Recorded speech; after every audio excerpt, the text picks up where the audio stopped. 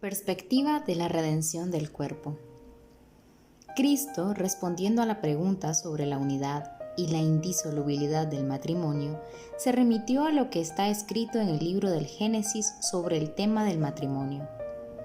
En nuestras dos reflexiones precedentes hemos sometido a análisis tanto el llamado texto eloísta, Génesis 1, como el yavista, Génesis 2.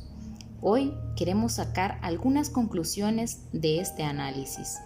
Cuando Cristo se refiere al principio, lleva a sus interlocutores a superar, en cierto modo, el límite que en el libro del Génesis hay entre el estado de inocencia original y el estado pecaminoso que comienza con la caída original. Simbólicamente, se puede vincular ese límite con el árbol de la ciencia del bien y del mal, que en el texto yavista delimita dos situaciones diametralmente opuestas: la situación de la inocencia original y la del pecado original.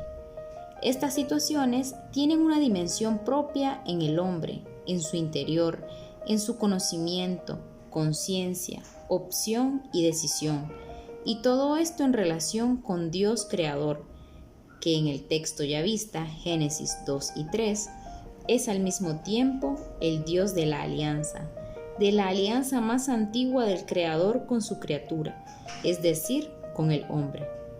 El árbol de la ciencia del bien y del mal, como expresión y símbolo de la alianza con Dios, rota en el corazón del hombre, delimita y contrapone dos situaciones, dos estados diametralmente opuestos, el de la inocencia original y el del pecado original, y a la vez del estado pecaminoso hereditario en el hombre que deriva de dicho pecado.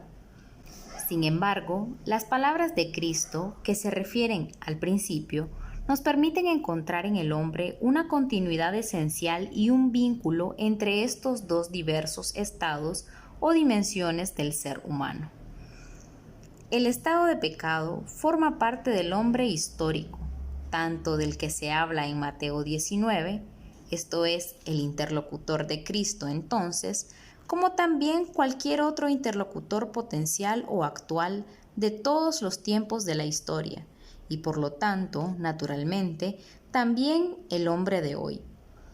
Pero ese estado, el estado histórico, precisamente en cada uno de los hombres, sin excepción alguna, hunde las raíces en su propia prehistoria teológica, que es el de estado de la inocencia original.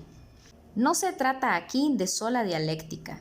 Las leyes del conocer responden a las del ser.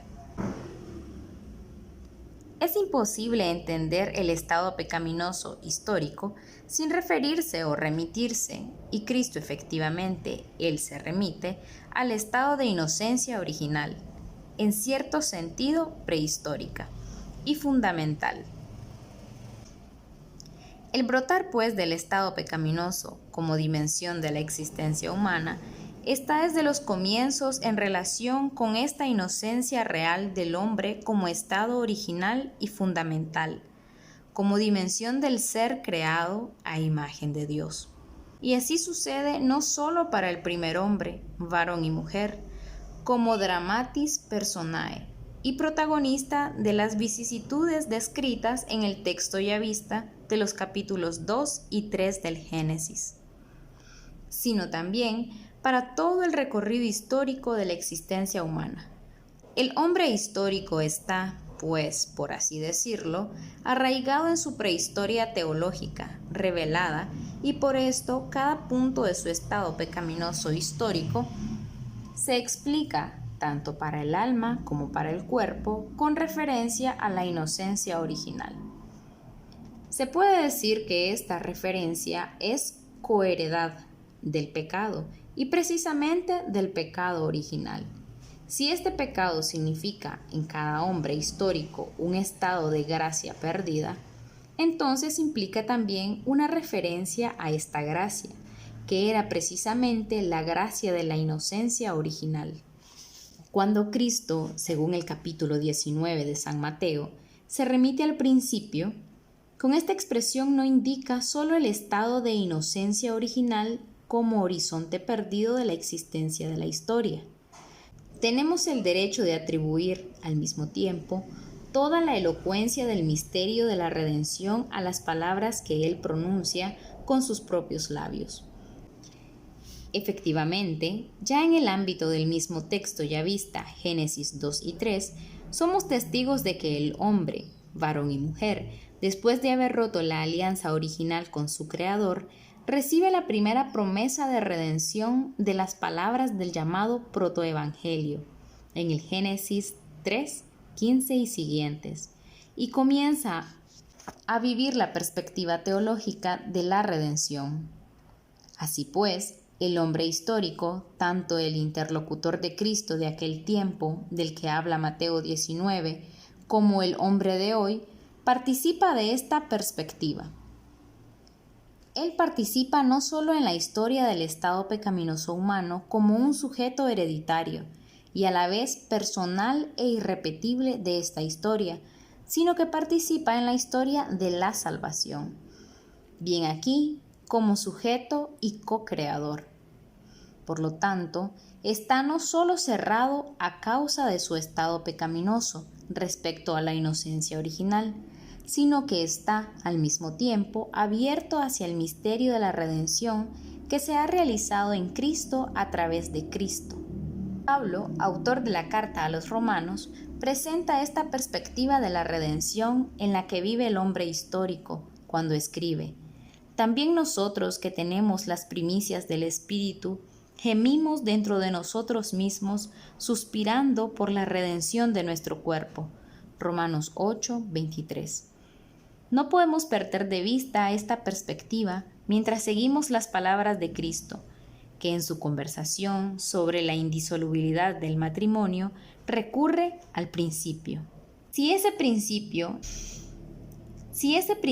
indicase solo la creación del hombre como varón y mujer, si como ya hemos señalado, llevase a los interlocutores solo a través del límite del estado de pecado del hombre hasta la inocencia original, no abriese al mismo tiempo la perspectiva de una redención del cuerpo. La respuesta de Cristo no sería realmente entendida de modo adecuado.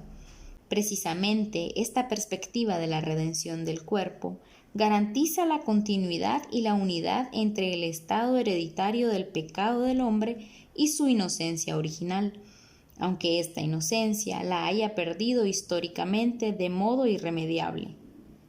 También es evidente que Cristo tiene el máximo derecho de responder a la pregunta que le propusieron los doctores de la ley de la alianza, como hemos leído en Mateo 19 y Marcos 10, en la perspectiva de la redención sobre la cual se apoya la misma alianza.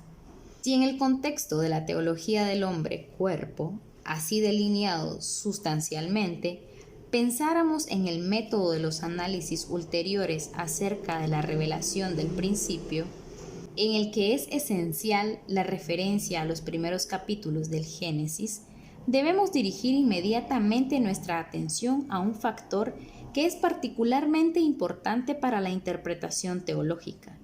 Importante porque consiste en la relación entre revelación y experiencia. En la interpretación de la revelación acerca del hombre y sobre todo acerca del cuerpo, debemos referirnos a la experiencia por razones comprensibles, ya que el hombre-cuerpo lo percibimos sobre todo con la experiencia. A la luz de las mencionadas consideraciones fundamentales, tenemos pleno derecho de abrigar la convicción de que esta nuestra experiencia histórica debe, en cierto modo, detenerse en los umbrales de la inocencia original del hombre, porque en relación con ella permanece inadecuada. Sin embargo, a la luz de las mismas consideraciones introductorias, debemos llegar a la convicción de que nuestra experiencia humana es, en este caso, un medio de algún modo legítimo para la interpretación teológica y es, en cierto sentido, un punto de referencia indispensable al que debemos remitirnos en la interpretación del principio. Sin embargo, a la luz de las mismas consideraciones introductorias, debemos llegar a la convicción de que nuestra experiencia humana es, en este caso, un medio de algún modo legítimo para la interpretación teológica y es, en cierto sentido, un punto de referencia indispensable al que debemos remitirnos en la interpretación del. El análisis más detallado del texto nos permitirá una visión más clara de él. Parece que las palabras de la carta a los Romanos 8:23 que acabamos de citar orientan mejor nuestras investigaciones centradas en la revelación de este principio al que se refirió Cristo en su conversación sobre la indisolubilidad del matrimonio, Mateo 19 y Marcos 10. Todos los análisis sucesivos que se harán en este propósito, basándose en los primeros capítulos del Génesis, reflejarán casi necesariamente la verdad de las palabras paulinas. Nosotros, que tenemos la primicia del Espíritu, gemimos dentro de nosotros mismos, suspirando por la redención de nuestro cuerpo.